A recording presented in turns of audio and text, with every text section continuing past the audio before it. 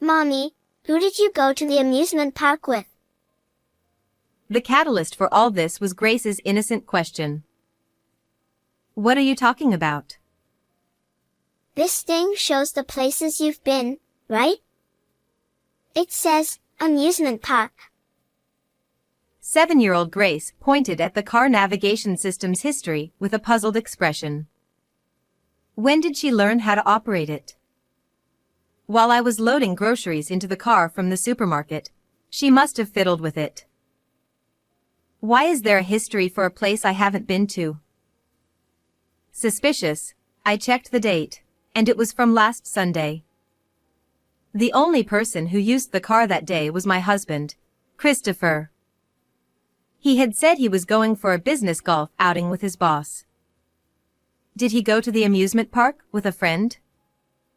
But if that were the case, there'd be no need to hide it. Could he be having an affair? I frowned, lost in thought. Mommy, what's wrong? You look scared. Are you okay? It's fine. Sorry. I must have accidentally set something. No one went to the amusement park. Really? I brushed off Grace's question, trying not to reveal my confusion about Christopher's suspected infidelity, and took a deep breath before driving the car. My name is Valentina. I'm 38 years old. I live with my 7-year-old daughter, Grace, and my 42-year-old husband, Christopher. After getting married, I continued working, but when Grace was born, I became a full-time homemaker. This was Christopher's wish, as he didn't want our child to feel lonely. Dinner tonight is delicious. The house is clean, and it's really comfortable. Thank you as always. He used to appreciate me like that. However, about 6 months ago, Christopher's attitude gradually changed. He started complaining, furrowing his brow and saying things like, "Today's meal isn't very tasty. The house is dusty." I kept cooking as usual and maintained daily cleanliness, but it didn't seem enough for him. What? Are you implying I'm wrong? I tried to explain, but he snapped. I'm irritated. I'm going to bed. He angrily slammed his fork on the table, stood up abruptly, kicked the chair, and headed to the bedroom. At first, I thought it was just a bad mood, but Christopher's behavior worsened over time. He'd say things like, "Since you're a homemaker, work harder for the house," and berate me whenever something went wrong. One day, he criticized my cooking. What's this? It looks unappetizing. I reminded him that meatloaf was his favorite, but he retorted, This is meatloaf? Even dog food is better. I'll throw this away. Shocked, I watched him discard all the food I'd prepared. His expression seemed triumphant, as if he'd achieved something. You make garbage despite being a homemaker. Learn to cook better after this lesson, He said. Frustrated, I fought back tears and escaped to the bathroom, determined not to cry in defeat. Mommy, are you okay? Did you fight with Dad? It seemed that our conversation reached Grace, who had already finished dinner and returned to her room. As I walked down the hallway, Grace peeked out from her room, looking concerned. It's just that I made a mistake. Everything's fine. I reassured Grace with a smile before retreating to the bathroom to cry alone. Don't let Grace worry about you like this. And Christopher, maybe he's just venting because of something unpleasant at work. Christopher wasn't the type to share workplace complaints, so I assumed he was bottling up various frustrations. If it was just venting, maybe if I endured it, he'd return to his kind self eventually. However, contrary to my feelings, Christopher's behavior worsened. He said, I sold about half of your coats and clothes. I was taken aback. Why? Because there wasn't enough space for my clothes. It fetched a decent price. He replied. When I hurriedly checked the closet, my belongings were reduced to a mere handful among Christopher's many items. Not just half. Most of it is gone. You're at home all the time, yet you have more than 2 outfits? That's extravagant. Be more frugal. Christopher scolded. My possessions consisted of underwear, thin t-shirts, jeans, and the shoes I wore daily. Christopher smirked as he watched my despair. Was it worth enduring this? But Grace needed her father. But Christopher's coldness extended to Grace as well. Hey, Dad. Today at school. Grace began, but Christopher interrupted. Dad's tired. Let's talk about it tomorrow. Grace persisted. But Dad, you never listen anymore. Christopher replied. I'll listen eventually. Don't trouble me. I'm busy with work. Grace apologized sadly, and Christopher retreated to the bedroom. This cycle repeated day after day. Being cold even to Grace. But Grace loves her dad so much. For half a year, I've been tormented by not knowing the right course of action, and then I stumbled upon the history of that car navigation system. I was deeply disappointed, yet it made sense of Christopher's recent behavior. But since it's not confirmed he's cheating, I prayed somewhere in my heart that this suspicion wouldn't turn into certainty as I searched the car. But the evidence was clear. A youth-oriented lip balm in the dashboard, earrings in the seat gap. It seems Christopher's mistress is quite a feisty woman. Leaving such evidence seems intentional, as if she's picking a fight with me. I immediately confronted Christopher with these proofs. These were in the car, I said. So what? He glanced at the evidence and blatantly looked away, then began to fidget, touching his ear and neck. Whose are these? It's not mine or Grace's. The youth-oriented lip balm and earrings? I don't know. Grace must have picked them up somewhere. That can't be true. What? You're saying I'm cheating? Isn't that the case? With all this evidence? When I pressed the evidence on him, Christopher threw it at me with all his might. The earrings and lip balm hit my chest and rolled onto the floor. This is your fabrication. It's not evidence. You're a good-for-nothing housewife, and you dare to suspect your husband and do this. Shame on you. Christopher shouted this with his eyes wide open and breathing heavily. The more desperately Christopher ranted, the more undeniable the affair became. He's just upset about being caught and looking bad publicly. Being stingy, he wouldn't want to pay for Grace's child support if it came to divorce. I'm irritated. I'm going to sleep. Without admitting to the affair, Christopher stormed off to the bedroom with an angry face. I've reached my limit. But is it okay to divorce like this? This alone isn't solid proof. And what about Grace? I don't want to do anything that would make Grace sad. Even in this situation, I was troubled. But no matter how much I thought, I couldn't find an answer. I sighed deeply and gently placed the earrings and lip balm in a drawer, locking it so they wouldn't be thrown away. A few days later, something happened that finally forced me to make a decision. That day, I woke up feeling unwell and stayed in bed. Since I confronted Christopher about the affair, he had been distant, responding with a disinterested "oh, okay" when I mentioned my illness. When Christopher peeked into the bedroom, I foolishly thought he was concerned about my health. I have some urgent work. Going to the office. He said abruptly, attempting to close the door. I have a fever. Can you take me to the hospital? I managed to grab his arm, weak from the fever. What do I care about your health? You can't even manage it properly. You're a failure as a wife. Christopher said coldly, then forcefully pushed me away.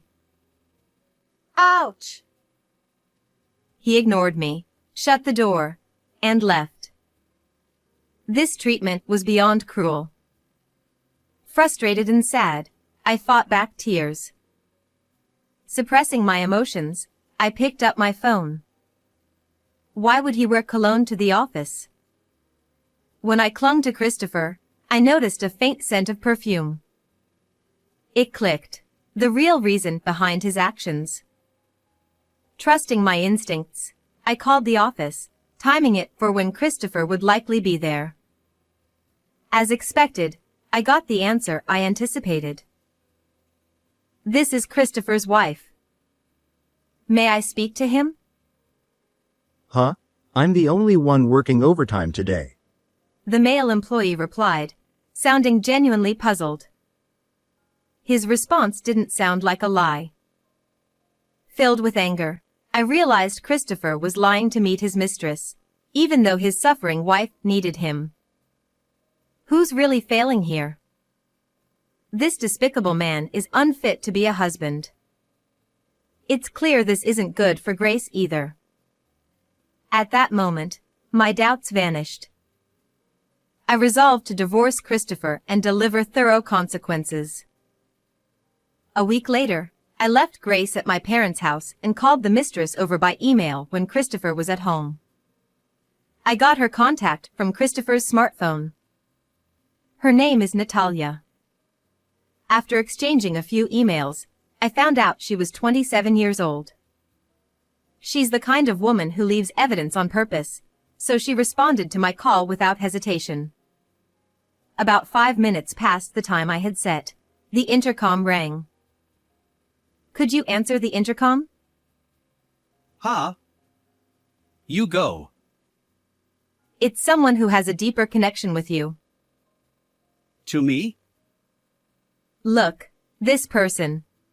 When he looked at the intercom screen, there was a young woman, fiddling with her long hair in annoyance. Christopher's face was a masterpiece when he saw the woman on the screen. His eyes darted around, and he gasped like a fish out of water. What?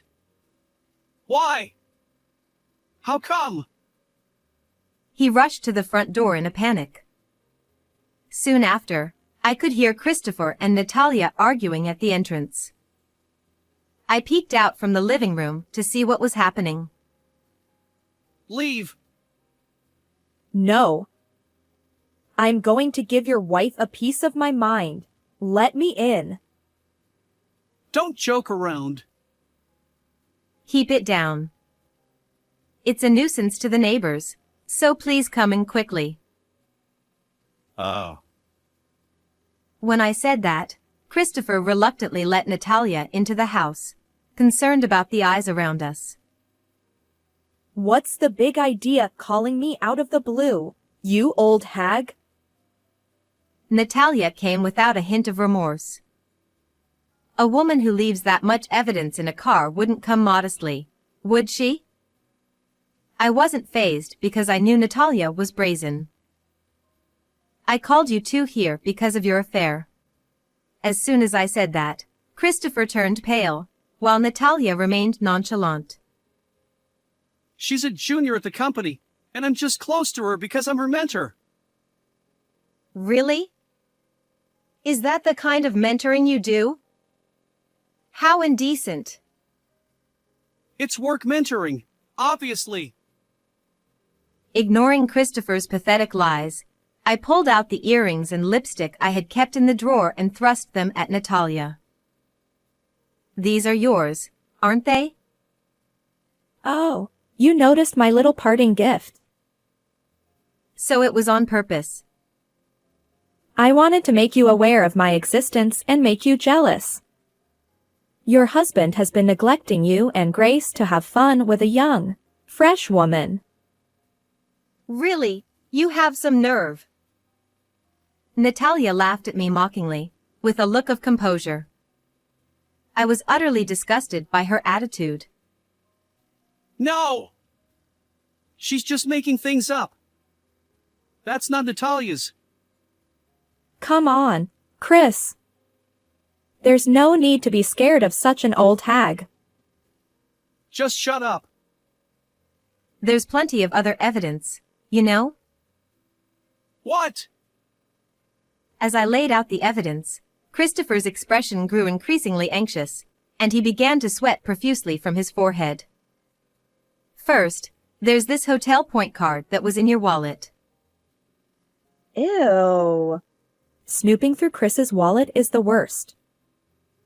Natalia exclaimed dramatically next to Christopher, but I continued without paying her any mind. This is the hotel receipt.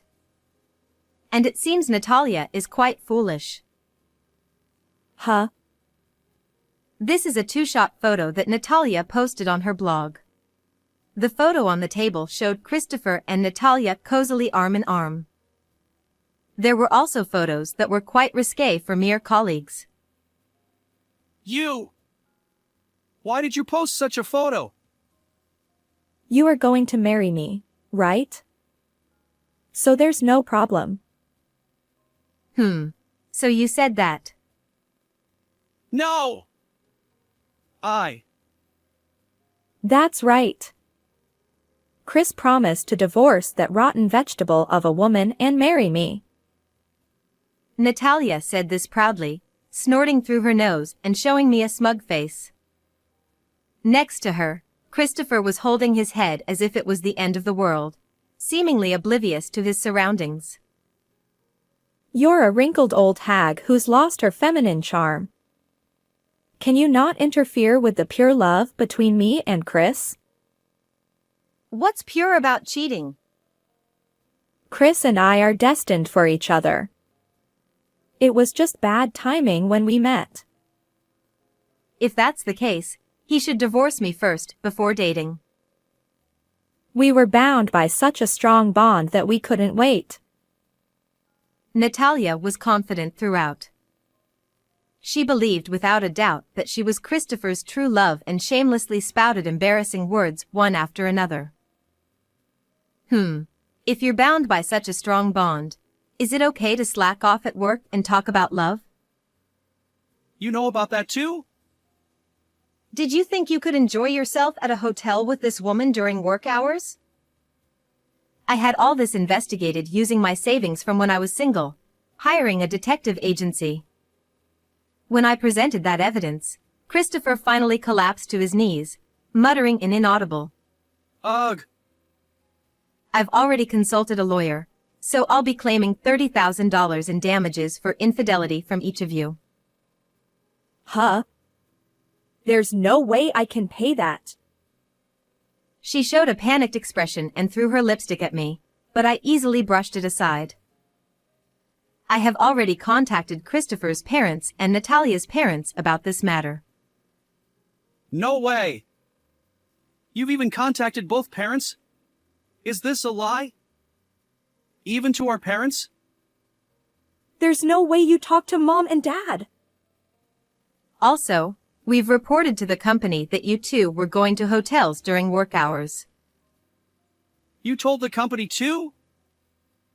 If they find out, we could get pay cuts or even get fired. You're going this far. But that's not all. We're also claiming $80,000 in child support for Grace from you. When did you become so heartless? You're not the Valentina I know. Up until now, I had been obedient to Christopher, so he probably never expected me to corner him so ruthlessly. He looked at me as if seeing a stranger for the first time. Nothing has changed about me. It's you who has changed, isn't it? But He sighed again, defeated. Meanwhile, Natalia seemed dissatisfied. I don't care if I get fired. Chris and I are starting a new life together. Please. Forgive me. Christopher clung to me, desperate and apologetic. Huh? Chris, what are you saying? I don't want a divorce. I don't intend to start a new life with you. What? You promised to leave the old hag and marry me. That was just to create a certain atmosphere. I never planned to divorce Valentina. You said you'd sacrifice meals and clothes for me. That it was fun. Wasn't it all about wanting a divorce? It's just that seeing Valentina's distressed face became strangely enjoyable. I thought you'd always be obedient and never mention divorce. Unbelievable. From the start, you never intended to marry me. You're the worst. Can I marry a foolish woman who posts two-shot photos online while keeping our affair a secret? What's that? So cruel. Natalia looked crestfallen. Please, Valentina. I promise never to cheat again. Can't you overlook this? He grabbed my arm, clinging to me. It was the opposite of when I stopped him from leaving during my illness.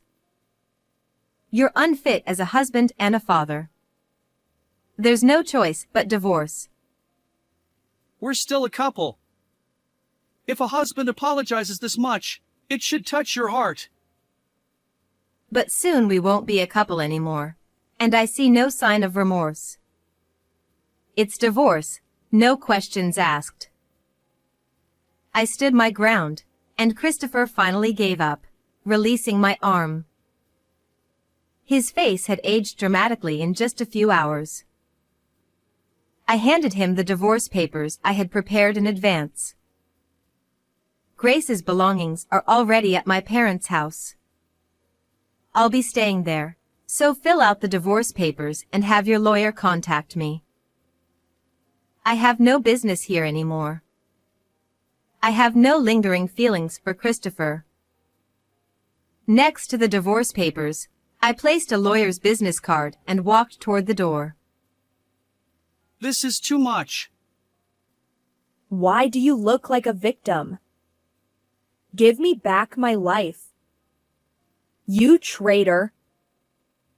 Ah! As I tried to leave the room, Natalia pounced on Christopher like an angry cat, scratching his face with her elaborately manicured nails. Ouch! Help me! I'll never forgive you, you scumbag. Stop messing around. Ignoring Christopher's outstretched hand, I left our familiar home behind. Afterward, Christopher, who had brought the divorce papers to the lawyer, was covered in scratches all over his face. Not only did Natalia scratch his face, but she also wreaked havoc inside the house. I promptly submitted the divorce papers, and Christopher and I divorced. His affair during work hours was deemed severe, leading to his dismissal from the company. Natalia faced the same fate. Due to the chaos he caused in the apartment, Christopher was evicted. To pay the combined alimony and child support, he borrowed money from a risky financial institution, working tirelessly day and night to repay it.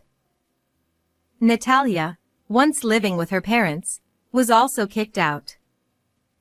She borrowed money from the same financial institution as Christopher, working overnight shifts to make ends meet. As for me, I decided to stay with my parents for a while and focus on re-entering society. I'll shower Grace with even more love to ensure she doesn't feel lonely.